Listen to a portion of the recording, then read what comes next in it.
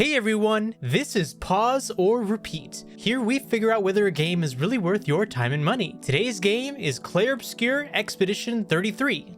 This is a game by a team of 30 people, some of which are ex-Ubisoft developers. The story goes that the director of the game was bored at Ubisoft and wanted to do something different. So let's keep that in mind while we look at the game, starting first with the gameplay. The gameplay of Clair Obscur Expedition 33 is turn-based combat. This means you're exchanging blows with the enemies you encounter in an order that can change dynamically as the fight goes on. What sets Expedition 33 apart from the usual turn-based combat, however, is that you're staying active even during enemy turns. This is because you can avoid taking damage from enemy attacks by dodging or countering their attacks via parries. The result is a very engaging turn-based combat system where you not only build action points to cast spells, but you also have to stay on your toes during fights. Speaking of spells, each character has their own set of abilities ranging from melee to ranged or even to transform, and you will be expected to use multiple characters' abilities together to win fights, alongside building the characters properly. And by building, I mean the usual RPG stuff like allocating attributes, but also assigning passives via Pictos, passive abilities that can be picked up and equipped. Pictos abilities can eventually be learned to be equipped even without the Pictos, so it is a good idea to rotate them out. Altogether, this sounds like standard RPG affair with engaging combat, but the story plays a big part in the experience as well. The story of Expedition 33 takes place in a broken world where life expectancy has drastically decreased. There is a godlike being named the Paintress who each year wakes up and counts down one more year by painting numbers on a monolith. During this event, called a gamage, anyone of the age that is painted is erased from reality, a cruel fate for a doomed world. However, there is still hope. Expeditions are regularly sent out to try to combat the Paintress and put a stop to the cycle. You follow Expedition 33 as they attempt to put an end to the cruelty and bring hope to the world again. But now the question still stands. Pause or repeat? In a world where Final Fantasy has moved away from turn-based RPGs, that's where games like Expedition 33 come in and try to take that crown. And do you think that they managed to do it, Chris? What are your thoughts? It's definitely a awesome new chapter in the JRPG world, I would definitely say. I mean, I just love the entire concept, the synopsis around this whole game. I mean, just think about it. I mean, what if death was on a countdown and you were next? I mean, that's kind of the premise. You have to have that mindset when you're playing this game. I mean, what if you had just 1 year left to live and decided to spend it fighting fate itself? I mean, would you trek across the sea to save your life and many others? I'm asking you, Henrik. Oh, I mean, you're asking me, but you're the one that's actually older than me, aren't you, Chris? Ah, shit. Wait, it would be my life going first. That's right. When the Benjamin Button is going on. You know what? I would fight for you. I definitely would, Henrik. What else do I got to lose, right? I mean, in Clair Obscur Expedition 33, you laid the last volunteers of humanity on a mission to kill the Paintress. I mean, she's such an odd, mysterious figure. That's what really draws you in right away. And you see that way off into the distance, you know, a number that is painted each year, and everyone of that age instantly dies. It reminded me a lot of Marvel's The Thunderbolts, you know, the Void. I mean, he could wipe you out in a brushstroke, and she's counting down. Yeah, you could definitely see how this game was inspired by older JRPGs, because older JRPGs did the same kind of story concept all the time. Yeah. We're killing God. We're going up against something beyond maybe even our comprehension, and we know that we're maybe not going to survive, but we're still trying. And will we be successful? Who knows? Most likely, yes, but there will definitely be casualties along the way, and that's just the fate of the world as a whole in this one, because clearly so much of the population has died, because they're down now to 33, all the way from 100. So think about how many people have just been erased from reality throughout the years, and having to live with that every year, knowing, okay, the people who are of this certain age, they're just going to be gone. Yeah, especially That's they set really the tone heartbreaking. really good within like the first hour of the game, Oh especially when you yeah, start to see the city yeah. life and the people of Lumiere. They have to send the doomed and the dying across a Hmm. surreal, dreamlike continent to stop her once and for all. I think it's really, really fascinating. You got this really Yes. bitchin' character, Gustav. He's a lone survivor. He's failed expedition who's about to give up until he meets Luna, another fighter that Luna, yeah. drags him back into the fight because if one person still stands, the mission continues. What I love about it, Henrik, is the storytelling, the writing. I mean, these aren't plucky teens with swords bigger than their trauma. They're adults. They're messy. They're Mhm. flawed, and they're cracking under pressure of grief, loss, and metaphysical genocide. In a sense. I mean, Yeah. it's crazy. Yeah, it's very believable writing and acting, and the animation is very intricate and detailed as well for the characters' expressions.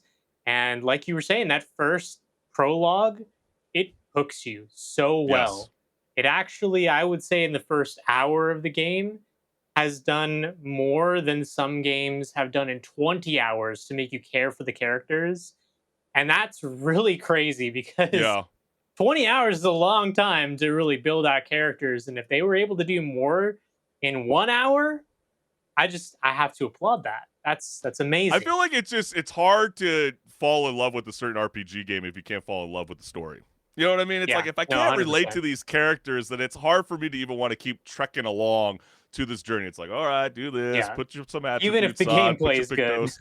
Yeah, exactly. And that's where we got to talk about the combat. In Clair Obscur Mhm. Expedition 33, it's like as if turn-paced RPG had a panic attack mid-battle in the best possible way, I would say, Henrik. I mean, you've got your classic turn order and strategic planning, but Mhm. don't get too cozy because then suddenly you're dodging, you're parrying, or jumping over attacks like it's a rhythm game with consequences. Because I found myself, you know, making my beer go warm because I couldn't pound it while I'm drinking it, between turns. Because if you blink, that boss will erase your party in one swipe.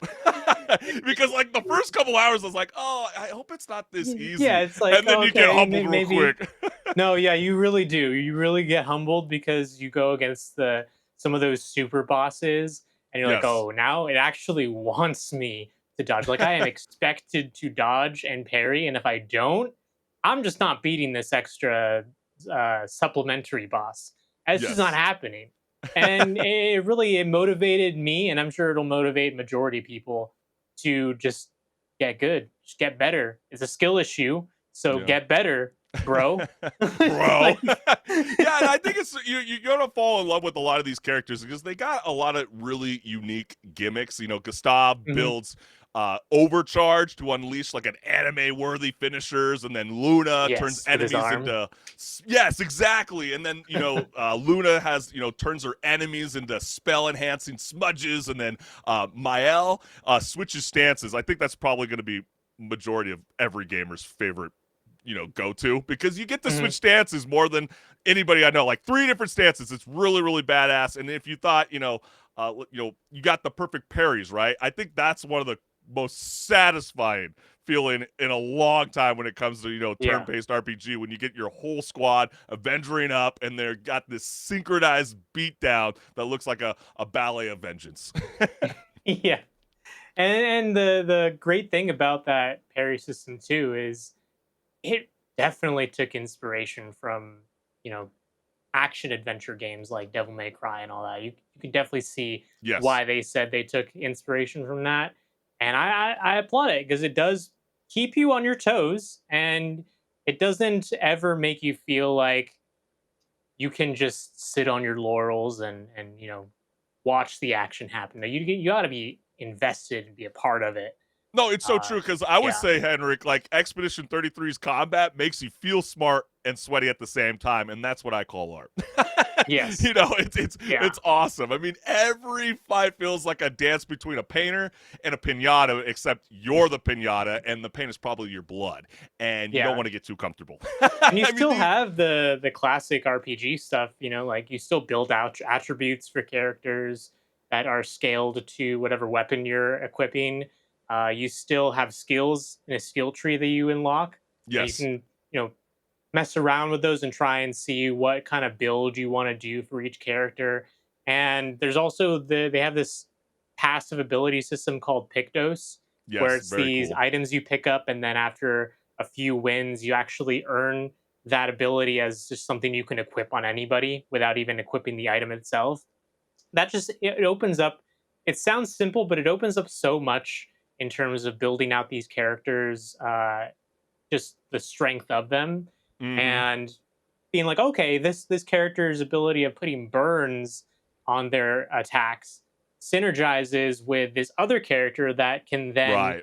heal from a burn attack or consume the burn stacks to do more damage. Things like that. It all clicks in your head when you get a grasp of it, and it's beautiful. I know it might seem like a headache at first when you start like reading through all the descriptions. You're like, oh my gosh, but Yeah. trust me, you're gonna want to like test them out a little bit because these attack patterns with these bosses and these fights are tighter than your monthly budget. So you're definitely gonna want to figure it out. But I would say with the art direction with Expedition 33, looks like an art museum got drunk off a Mm, fantasy novel and decided to cosplay as a fever dream. I mean, every landscape is absurdly gorgeous, I would say, Henrik. I mean, yes. like someone dared the developers to make you feel guilty for sprinting past a masterpiece. Yeah, But, it kind of reminds me a little bit about the art style of Elden Ring, where it's like mm, these grandiose architectures and landscapes that you just see off in the distance. Especially when you go look at the monolith that has the big number on it, like that is something pulled straight out of the world of Elden Ring when you really think about it. And it's yeah. not a bad thing; it's actually a great thing because Elden Ring has got a great art style How did and you art think direction about to the it. the setting being set in the 19th century French? French. What did I say? France. It's it's interesting. I feel like that setting hasn't been touched that much in more recent years. Yeah. So it's a little refreshing actually, We're not really in like Japan or something, or we're not even really in like some backwoods of the United States. No, we're in France, Yeah. like or France inspired uh areas. And that's why I love video games, because it's going to Yeah. take you to places that you would have never even thought of, or maybe even possibly even dreamed of. And you're going to wander through places like the island of Visages, or where the cliffs Hmm. literally stare at you. Just no pressure, Yep. right? And then you got the Forgotten Battlefield, which some of those cutscenes were legendary. I mean, with some of the Hmm. scenery is so hauntingly beautiful, you'll forget that you're stepping over skeletons from the failed expeditions before you. So one minute you're gazing at that indigo tree, you're shimmering like a disco ball at a spa retreat, and the next you're like underwater and somehow still not wet. I love this game. I don't know where it's going, Yeah. but clearly, Henrik, Hollywood's listening, and Oh yeah, yeah. Yeah. they're going to be turning this thing into a movie. And I don't know if anything screams family blockbuster like emotional trauma, existential dread, and a Isn't that the magical best? lady. Yeah, right. Just a magical lady who paints your death with watercolor precision. Don't worry Yeah. about it. But like, I'm just curious. Do you think that they can nail that? Cramming a 40-hour emotional roller coaster into 120 minutes of high concept chaos? I mean, will they be able to capture that magic? Well, the thing is, it probably won't be 120 minutes. It'll be maybe more, maybe a little bit more, maybe Mm. 2.5 hours. They could maybe stretch it out to, and So then the it would extra make a 30 little more minutes would sense. leave it So, enough room for the you know, prologue to kind of get in. yeah, exactly, exactly. We're not going to But rush like 2 minutes on it. to really to wrap things up on this, Chris. Yeah. What are your thoughts on this game? Is it a pause or is it a repeat? Yeah, you What know do you what? think? I would tell you, Henrik, and the gamers out there, you got to grab your gear, you got to embrace the countdown and ask yourself, if death was inevitable, would you still fight for what's left? Hell yes, this is a repeat. I am very stoked about this game. I think it's fantastic. Wow, it's going to get really, really hard towards the end of the year to figure out what the game of the year is going to be, because there's so Hmm. many standouts. Yes, you're going to want to play this game because first time Yeah. around, I feel like you're going to miss a few things. And, there's so many. I mean, it's very linear. It's not really open world, but there are definitely platformings you can do. You can definitely go off course a little bit, go find some journals, go Hmm. find out some of the, the past history, that builds upon this amazing story. And yeah, I think it's awesome. What do you say, Henrik? Oh, this is a 100% repeat. This actually is so far my choice for game of the year Okay. of Stand. 2025. And I'd actually go as far to say this is going to be in my top 5 most favorite games of all time. Wow. Hey, you heard it first. That's a hot take right there from Henrik Direct. But we want to know from you, the gamers, is Clair Obscur Expedition 33 a pause to play something else that just didn't fit well with you? Or is it a repeat for endless fun? Let us know what's good.